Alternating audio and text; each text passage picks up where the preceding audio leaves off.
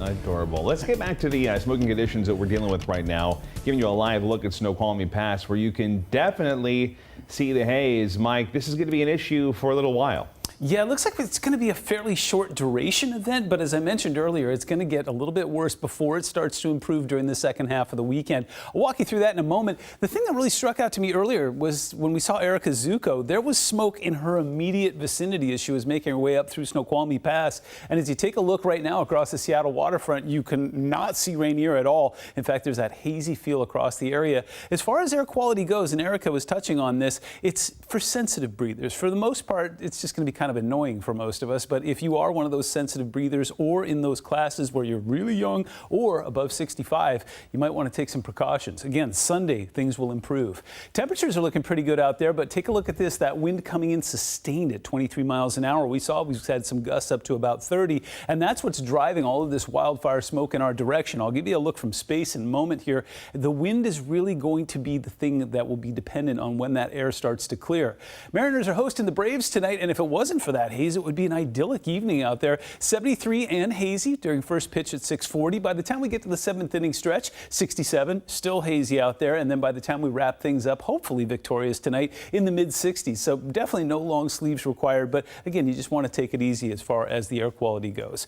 Speaking of air quality, take a look at this. I got this to calm down a little bit. It was blinking on us earlier, but you can see high pressure is just driving everything off from the east and northeast right now. So we've been really blessed in Western Washington so far in terms of air quality, but now we're paying for it, and we will overnight tonight into tomorrow. National Weather Service has very wisely issued a red flag warning. That's a high fire potential warning. Basically, we've already seen those winds coming in sustained, about 10 to 15, gusts up to about 25. And as I mentioned earlier, the mechanics behind it are once you take that air and bring it off of the Cascades, expanding air is warming and drying air. So getting humidity down to about 15, 20% right next to the ocean is ridiculous. That's only going to last for about 24 hours, and then we'll get that humidity back up to where it should be by the time we get into Sunday and Monday. If you are a graphical learner, this is what it looks like. That heat will continue to expand.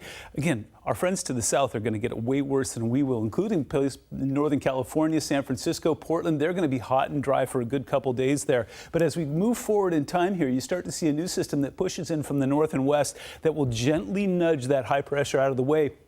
Starting around midday on Sunday. It looks like by the time we get to Monday, it will finally get the message and move away from us and bring that flow back on shore again, which should improve that air quality. But in the meantime, it's going to get warm, if not downright hot. Now, forecast models struggle with this because forecast models don't know what to do with haze. We've basically got a filter between us and the sun, so it is calling for temperatures to be in the upper 80s and lower 90s, but there is a possibility we may fall short of that. Not disappointed at all. Speaking of air quality, take a look at this. Over the next 24 hours, by the time we get to 10 o'clock tonight, we're going to see more of that haze push in. It looks like it kind of reaches its peak tomorrow. When you see some of those yellows across the region, that's about as bad as it'll get here. Again, down towards the south, air quality is going to be downright dangerous near places like Vancouver and into Oregon, and that's going to stay in place until at least Monday. Take a look at the wind profile. Again, it continues to stay offshore until about the middle of the night. Saturday into Sunday, we'll see things start to wind down and start to get more of a southerly flow and become normal again by the time we get into Monday.